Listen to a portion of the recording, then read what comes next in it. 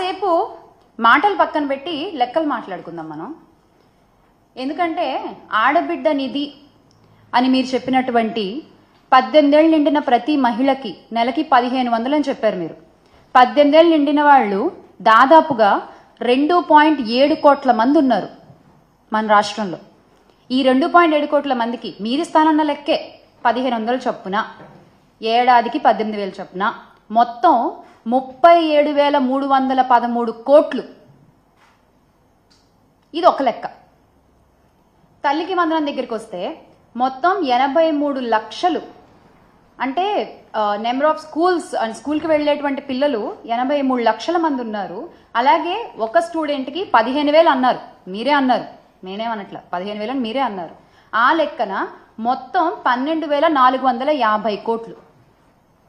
ఇక మీరు ఇస్తానన్న దీపం పథకం, బాబోయ్ అసలు దీని గురించి అయితే ఖచ్చితంగా మాట్లాడుకోవాలి మనం.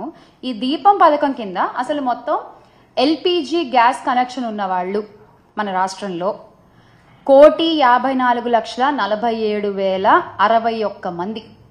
ఓకే, మీరు ఇస్తానన్నది 3 సిలిండర్లు ఏడాదికి. ఒక సిలిండర్కి ఎంత అన్నారు? 1000 రూపాయలు అన్నారు, అవునా? ఆ లెక్కన సంవత్సరానికి 3,000 అయింది. అప్పుడు ఇంతమందికి 1,54,47,061 మందికి ఎంత అవుతోందండి సంవత్సరానికి? ఈ దీపం పథకం కింద 4,115 కోట్లు కావాలి.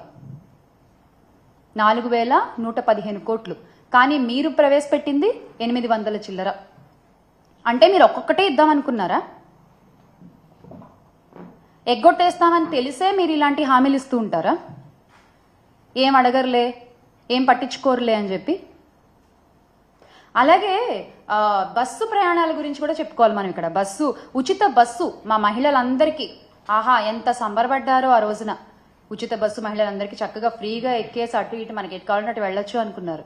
కానీ అది కాస్త దసరా అన్నారు, అదైపోయింది. తర్వాత దీపావళి అన్నారు, అదైపోయింది. ఆ తర్వాత నూతన సంవత్సరానికి అన్నారు, అదైపోయింది. సంక్రాంతి కూడా వచ్చేస్తోంది. ఇప్పుడేమో మీరు ఏప్రిల్ నుంచి అంటున్నారు మళ్ళీ. ఎందుకు అంటే ఒక ఉచిత బస్సు హామీని అమలు చేయడంలో ఇన్ని వాయిదాలు ఎందుకు? మా మహిళలకు ఇచ్చిన మాటని ఇన్నిసార్లు ఎందుకు పక్కకు జరుపుకుంటూ వస్తున్నారు? ఎందుకు పక్కన పెట్టేస్తూ వస్తున్నారు? మహిళలనే కాదు, మహిళలు, రైతులు, విద్యార్థులు, నిరుద్యోగులు ఏ ఒక్క హామీ నెరవేర్చారండి? ఏ ఒక్క హామీ నెరవేర్చారు మీరు? నారా లోకేష్ గారు తీసుకుంటే టైం రాసి పెట్టుకోండి, డేట్ రాసి పెట్టుకోండి. 2025 మేము జాబ్ క్యాలెండర్ రిలీజ్ చేస్తున్నాం. లోకేష్ గారు టైం రాసి పెట్టుకున్నాము, డేట్ రాసి పెట్టుకున్నాము. ఎక్కడ సార్? గౌరవ విద్యాశాఖ మంత్రి గారు ఎక్కడ జాబ్ క్యాలెండర్? ఒకసారి ఆ వీడియో కూడా చూద్దాం.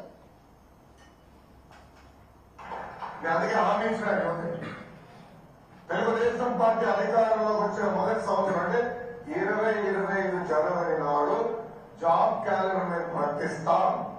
ఎన్ని ఉద్యోగాలు, ఎప్పుడు ఎగ్జామ్లు అవుతాయి, ఎప్పుడు ఇంటర్వ్యూలు అవుతాయి, ఎప్పుడు ఆఫర్ లెటర్ వస్తాయి, చాలా స్పష్టంగా జనవరి 1, 2025 మేము ఇస్తాం. సో ప్రభుత్వ ఉద్యోగాలు ప్రతి సంవత్సరం జాబ్ క్యాలెండర్ మేము ప్రకటిస్తాం.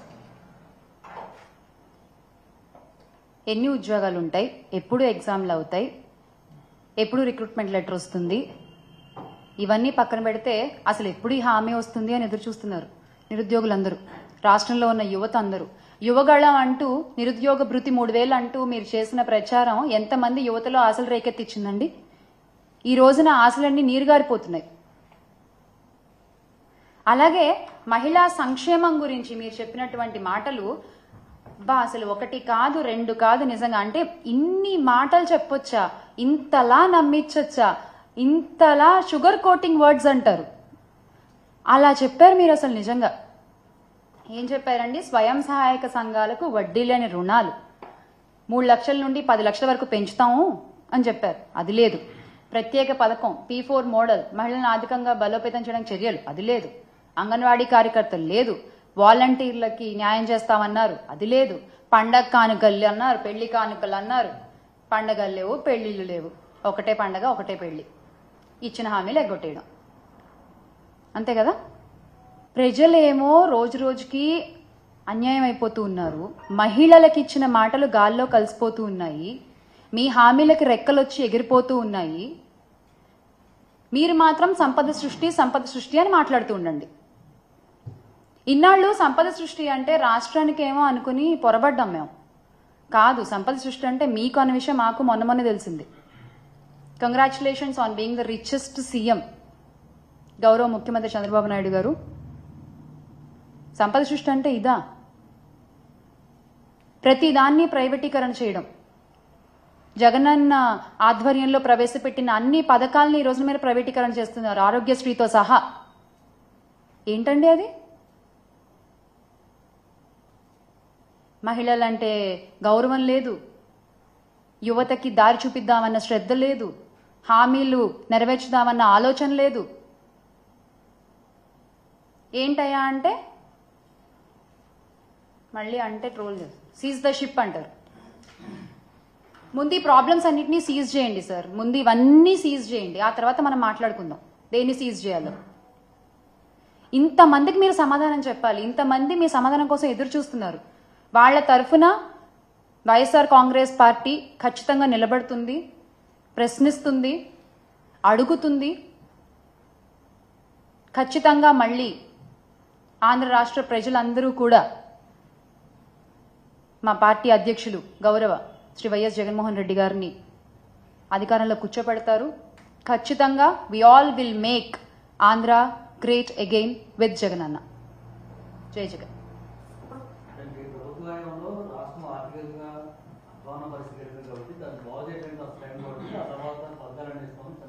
ఆర్థికంగా అధ్వాన పరిస్థితికి ఎలా వెళ్ళిందంటారండి?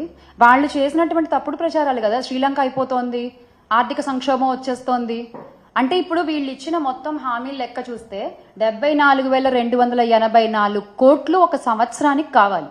ఎక్కడి నుంచి తెస్తారండి? ఏమనంటే కేంద్రం నిధులు ఇస్తే మేము చేస్తాము అంటారు. హామీలేమో ఇచ్చేది ఏపీలో, నిధులు మాత్రం మీకు కేంద్రం నుంచి కావాలా? అప్పుడు హామీలు ఏపీలో ఎందుకు ఇచ్చారు?